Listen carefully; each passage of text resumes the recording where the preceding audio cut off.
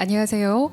코로나19로 어려움을 겪고 있는 국민들에게 희망을 주고 위로와 공감의 메시지를 전하기 위한 이야기 콘서트 인생 나눔 인생 멘토의 진행자 김도연입니다. 인생 나눔 인생 멘토는 문화체육관광부가 주최를 하고 한국문화예술위원회의 주관으로 이루어진 행사입니다. 네, 코로나19와 가장 가깝게 지냈고 바이러스와 치열하게 싸워오신 영웅을 한 분 만나고자 합니다. 요양병원에서 수간호사로 아주 안정적인 삶을 살고 계시다가 코로나19가 심각해지자 대구로 바로 사직서를 내고 달려가신 분입니다. 참 그게 어려웠을 텐데 그랬다는 게 저희로서는 참 평범한 저로서도 놀랍습니다. 남들이 15일 동안 있는 그곳에서 무려 45일 동안 봉사활동을 하고 돌아오셨다고 하는데요. 2020년 대한민국 안전여공상의 주인공 강정화 간호사님을 이 자리에 모시겠습니다. 여러분 큰 박수 부탁드립니다. 안녕하세요. 반갑습니다. 강정화 간호사입니다. 듣고 싶은 얘기가 많습니다. 이제 강정화 간호사님의 그 특별한 인생, 도대체 어떻게 하면 이렇게 누군가를 위해서 내 것을 던지면서 할 수 있을까? 코로나와 맞선 사람들, 의료인들의 코로나 분투기, 강정화 간호사님의 토크를 한번 저희가 청해서 들어보겠습니다.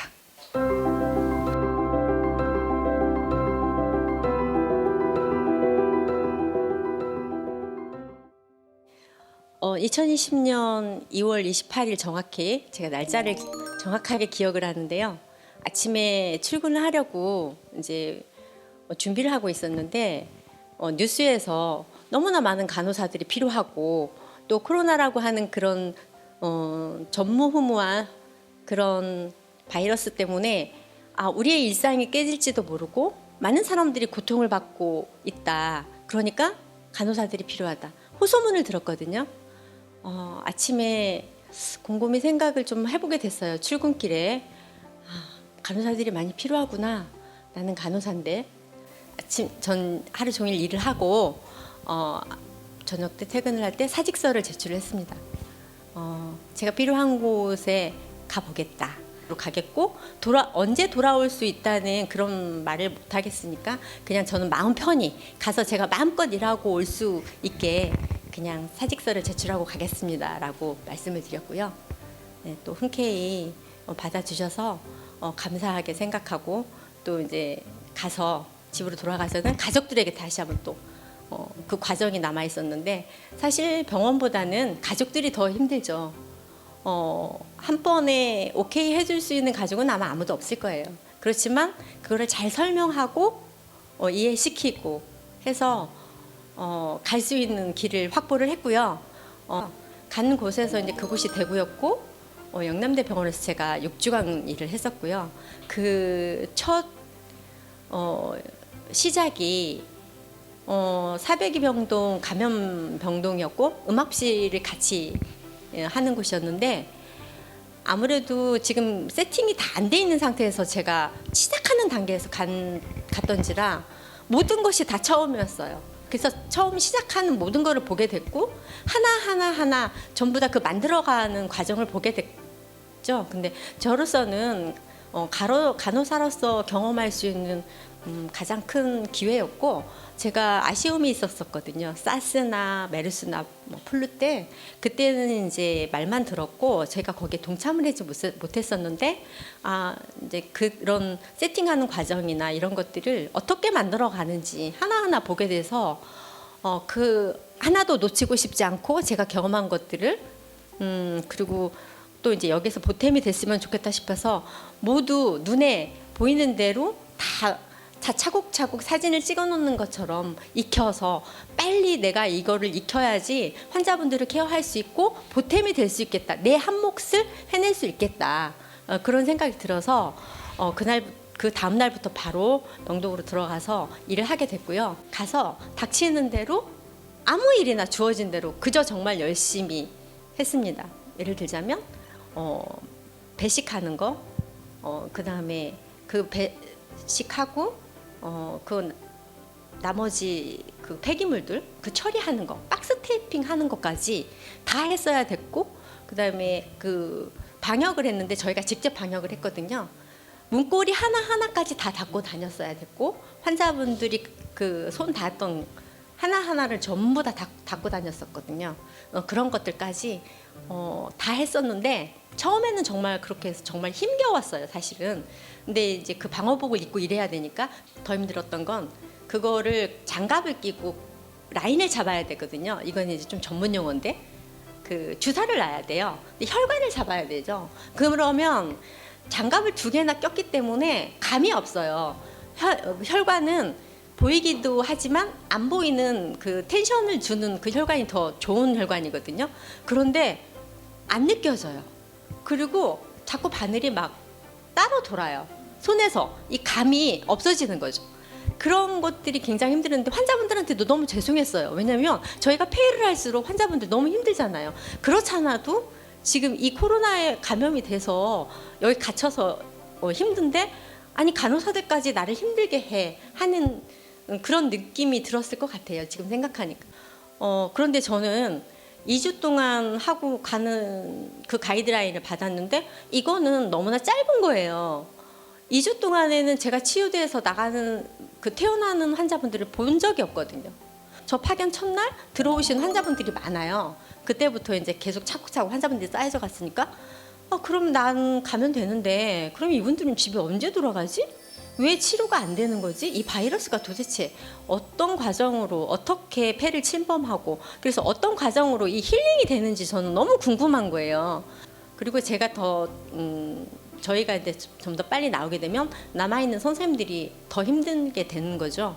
그래서 그런 상황으로 이제 6주까지 남아 있었고요. 제가 그래서 끝까지 거기서 이제 남아서 일을 하게 되면서 태어나는 환자를 처음 봤을 때 굉장히 감격스러웠어요.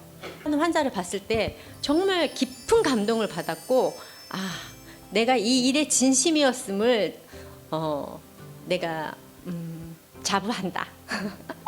그런 생각이 들더라고요. 그렇게 퇴원하시는 분도 봤죠. 그런데 돌아가시는 분도 보게 됐어요. 제가 마지막 날에 음압병동 중에서도 음압실 중에서도 중환자실이 있거든요. 그쪽에서 제가 파견 나갔을 때부터 있었으니까 저보다 하루 이틀 정도 먼저 오셨던 환자분인 것 같은데 계속 생사를 넘나들었어요. 그분의 안부를 아침마다 확인하는 게 정말 가장 첫 번째 업무였었는데 그날 제가 4월 15일 마지막 근무하는 날 돌아가셨어요. 세상에 이렇게 슬픈 죽음도 있구나. 저는 살면서 죽음을 몇 번 경험하지는 못했거든요. 저희 가족들 중에서 이제 5년 전에 돌아가신 아버지 외에는 제 가까이에서 죽음을 경험을 하지를 못했었는데 그렇게 혼자서 이렇게 오랫동안 병원에서 가족을 만나지 못하고 혼자서 사투를 벌이다가 혼자서 죽게 되는구나. 너무 슬펐고 세상에 이런 죽음이 있구나. 가슴이 절절히 너무 애절했던 그런 기억이 있고요. 그래서 이제 6주를 마치고 모니터링을 했었던 거고 모니터링 하는 그 기간 동안에 저는 2주 동안 대구에서 모니터링을 하고 제가 바이러스가 없음을 확인하고 가족들한테 의기양양하게 집으로 돌아가리라 생각을 하고 2주 동안 너무 편하게 잘 지냈어요. 이제 마지막 가기 이틀 전에 검사를 했는데 일도 생각 못했던 양성 확진을 받고 이게 꿈이었으면 좋겠다 그 생각을 했어요. 그때부터 오후 5시까지 제가 전북대 음압실로 오기까지 그 시간을 세상에서 가장 긴 낮 시간을 보냈던 것 같아요. 그래서 제가 제일 그거를 확진을 받았을 때 제가 처음 느낀 감정은 죄책감이었고요. 왜 그랬냐면 딱 그거를 그 통보를 받는 순간에 나랑 같이 파견 근무했고 모니터링 같이 했던 선생님들 어떡하지? 내가 대구 그 기차역에 발에다 주면서 며칠 전에 마스크는 했지만 허그를 했거든? 이거 어떡하지? 이 선생님들 만약에 그렇게 되면 어떡하지? 나 때문에? 이렇게 너무 걱정이 됐어요. 그래서 이제 그 친구들한테 연락을 했는데 이미 다 보건소에서 방역팀들이 전부 연락이 갔었고 선생님들 다 가서 검사를 받은 상태였었고요. 다행히 아무도 양성 아니었고 저만 혼자 양성이어서 제가 정말 안도의 한숨을 쉬었어요. 음압격리실에서. 제가 대구에서 전북대 음압실까지 그럼 어떻게 오느냐 그런 디테일한 것까지 이제 상의를 했어야 되는데 저는 집이 전주니까 가족들이 있는 곳으로 만나지는 못하지만 가고 싶다 해서 이제 제 의견을 들어주셔가지고 그러면 이제 디테일한 거를 상의해야 되는데 어떻게 가실 거냐 그러면 저희 팀에서 앰뷸런스로 보내드리겠다 모셔다 드리겠다 했는데 저는 제가 그때 당시에 짐이 있었고 집으로 다시 가야 되는 상황이었기 때문에 짐을 다 차에다 옮겨놓은 상황이었었거든요. 그래서 제가 3시간 동안 아무 곳에도 들리지 않고 저 때문에 다른 사람들이 피해를 입지 않도록 최대한 배려하면서 제가 자차로 왔었고요. 혹시라도 제가 무슨 상황이 생기면 안 되니까 그 보건소 직원 2분이 뒤에서 운전을 하고 오면서 저를 가드를 해주셨죠. 그래서 이제 무사히 왔는데 그런데 제가 딱 오니까 환의를 입어야 되잖아요.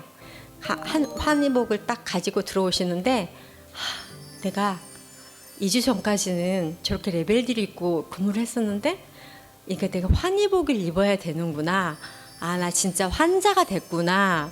라고 딱 생각이 되면서 굉장히 감정이 묘하더라고요.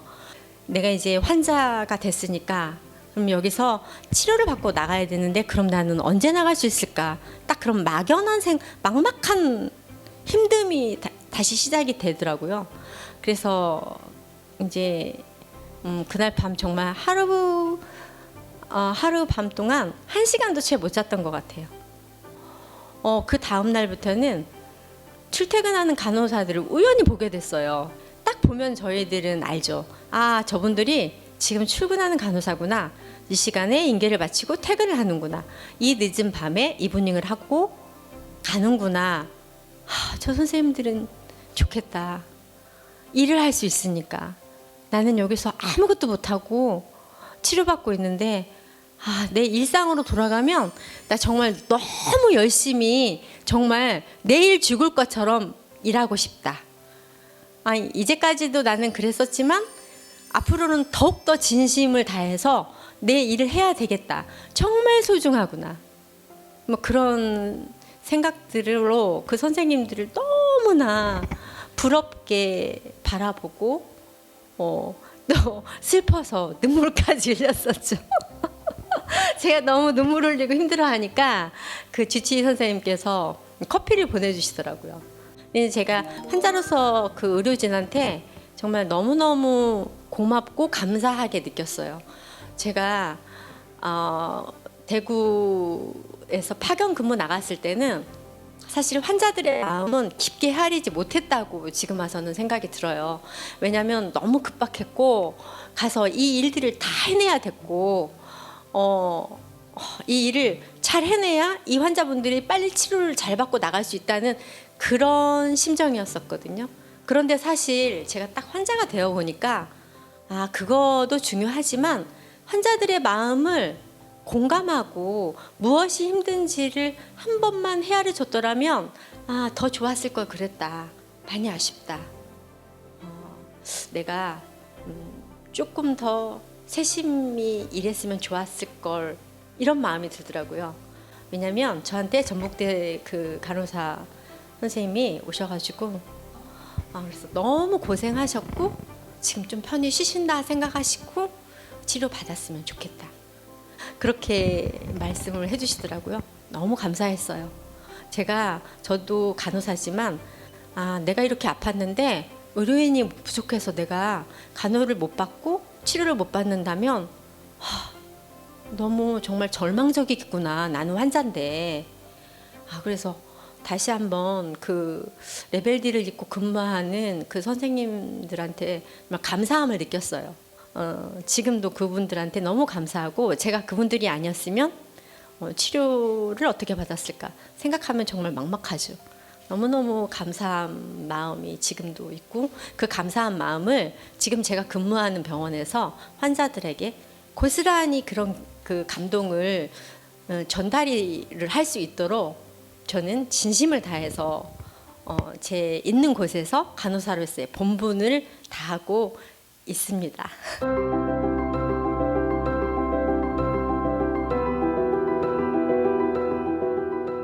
여러분을 대신해서 여러분이 보내주신 사연 한번 읽어보려고 합니다. 대구에서 보내주신 사연인데요. 대구 경북대학교에 다니는 노경민입니다. 의료인이 가져야 하는 덕목은 무엇이라 생각하나요? 라는 질문을 제가 한번 드려봅니다. 사람의 목숨을 담보로 하는 의료 파트는 정말 자기 일에 진심이면 통하죠, 진심이. 어떤 행위 하나를 하더라도 그 가이드라인을 다 지켜서 환자한테 안전하게 해야 되는 거고, 이 환자한테 들어가는 처치 하나하나를 이게 맞나? 의심이 가면은 확인하고 다시 확인하고 체크하고, 그렇게 해서 내가 이거를 잘못했을 때 이분이 받을 수 있는 불이익이나 그런 그 결과를 생각을 하면 허투루 할 수 없거든요. 특히 몸을 담보로 하는 거기 때문에 적어도 의료인들은 이 일을 할 때 꼼꼼하게 또 그 일에 진심을 담아서 하면 우리 의료인들이 많이 박수를 받을 수 있을 것 같아요. 네, 한 직장에서 수 간호사가 될 때까지 오랫동안 근무할 수 있는 그런 비결은 뭘까요? 네.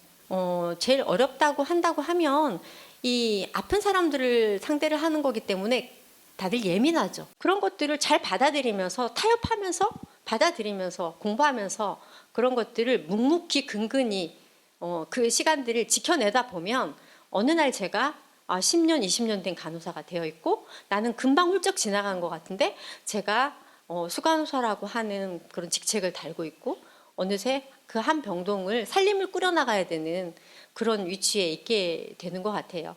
자기만의 이 직업에 주제를 가지고 나는 이런 트렌드이고 나는 이런 것에 포커스를 맞춰서 이런 직업인이 되고 싶고 이왕이면 이런 간호사가 되고 싶어 라고 하면서 그곳에 집중하면서 뭔가 구심점을 잃지 않고 스스로 자기 페이스를 지키면서 가게 되면 오버하지 않아도 시간이 지나면 본인은 그런 자리에 있게 되고 더욱더 무엇인가를 공헌을 할 수가 있게 되는 것 같아요. 저는 그 간호사를 어머니로 둔 아들이고요. 아까 말씀하신 것 중에 궁금한 점이 하나 있었어요. 본인이 어떤 소신을 갖고 사직서를 내고 네. 그 대구로 내려가신 거잖아요. 네네. 근데 그거는 이제 본인 생각이시고 네네. 가족들 입장에서는 네. 그렇게 생각 안 했을 것 같아요. 네. 그래서 저는 그 부분은 좀 사실 공감이 안 됐거든요. 네. 대체 어떻게 설득을 하셨고 네. 가족들의 반응이 좀 되게 저는 궁금했어요. 아드님의 마음으로 제가 이해가 가거든요. 근데 그 말을 저희 딸이 했어요. 엄마, 내가 자식인데 내가 반대하는데 나를 놓고 이렇게 가면 엄마 아닌 거 아니냐. 이거는 받아들일 수 없다. 엄마가 코로나 병동에 코로나 치료하는 그 정점인 곳에 간다 해도 너를 사랑하지 않는 게 아니고 가족을 사랑하지 않는 게 아니야. 사랑과 그다음에 이 해야 되는 일, 그거 사이에서 지금의 우선순위는 엄마는 일이다. 왜냐하면 너는 아주 안전한 곳에 있고 아빠랑 같이 안전한 곳에 있을 수 있고 할머니도 안전한 곳에 계신다. 그런데 안전하지 못한 곳에 계신 많은 가족이 있는 분들은 그럼 어떡하지? 제가 이렇게 얘기를 했죠. 그리고 참고로 엄마는 직업이 간호사다.